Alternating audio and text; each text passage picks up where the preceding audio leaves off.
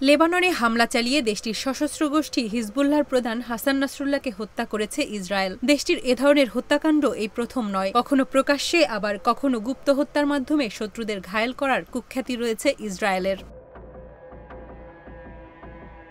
গত ৭ অক্টোবর হামাসের হামলায় ইসরায়েলে ১,২০০ জন নিহত হন। ওই দিন ইসরায়েল থেকে ২ শতাধিক ব্যক্তিকে অপহরণ করে নিয়ে যায় হামাস। এরপর থেকে চলা গাজা যুদ্ধে এ পর্যন্ত ৪০,০০০-এর বেশি ফিলিস্তিনিকে হত্যা করেছে ইসরায়েলি বাহিনী। এর পাশাপাশি যুদ্ধে জয় পেতে ফিলিস্তিনের স্বাধীনতাকামী গোষ্ঠী হামাস ও তাদের পক্ষ নেওয়া দেশ ও সংগঠনের নেতাদের বেছে বেছে হত্যা করেছে ইসরায়েল।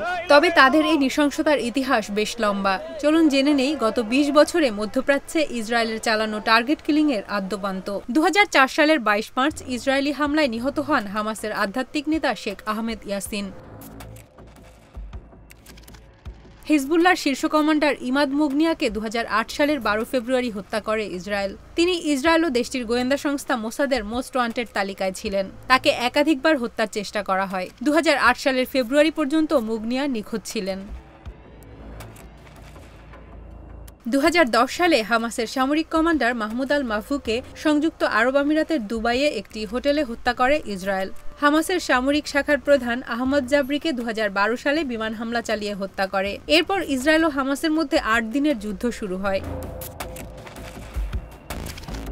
২০২০ সালের ২৭ নভেম্বর ইরানের বিশিষ্ট পরমাণু বিজ্ঞানী মোহসেন ফাখরিজাদেকে হত্যা করে ইসরায়েল। তেহরান থেকে ৪০ মাইল পূর্বে অবস্থিত একটি এলাকার রাস্তার পাশেই ফাখরিজাদেকে হত্যা করা হয়। ইসরায়েলি গোয়েন্দারা দীর্ঘদিন ধরেই সন্দেহ করে আসছিল ইরানের গোপন পারমাণবিক অস্ত্র কর্মসূচির জনক ছিলেন ফাখরিজাদে। চলতি বছরের শুরুতে লেবাননে ইসরায়েলের ড্রোন হামলায় নিহত হন হামাসের উপপ্রধান সালেহ আল আরৌরি। আরৌরি হামাসের সামরিক শাখা কাসেম ব্রিগেডের প্রতিষ্ঠাতা ছিলেন।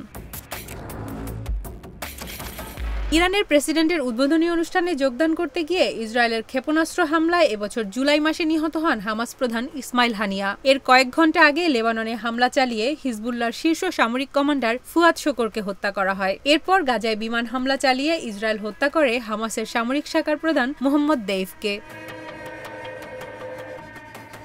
চলতি মাসে ইসরায়েল পেজার এবং ওয়াকিটকি বিস্ফোরণ ঘটিয়ে আবারও একবার বিশ্বকে হতবাক করে দেয়। এই দুই ঘটনায় ৩৭ জন নিহত হন, আহত হন প্রায় ৩,০০০।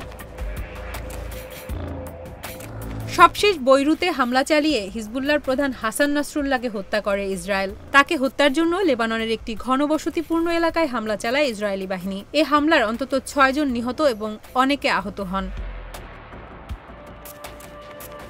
গত মে মাসে হেলিকপ্টার দুর্ঘটনায় নিহত হন ইরানের সাবেক প্রেসিডেন্ট ইব্রাহিম রাইসি। ইরানের পার্লামেন্টের জাতীয় নিরাপত্তা ও পররাষ্ট্রনীতি কমিটির সদস্য আহমদ বাকশায়েশ আরদেস্তানির ধারণা, ইব্রাহিম রাইসির হেলিকপ্টারে পেজার বিস্ফোরণ ঘটিয়েছিল ইসরায়েলি বাহিনী।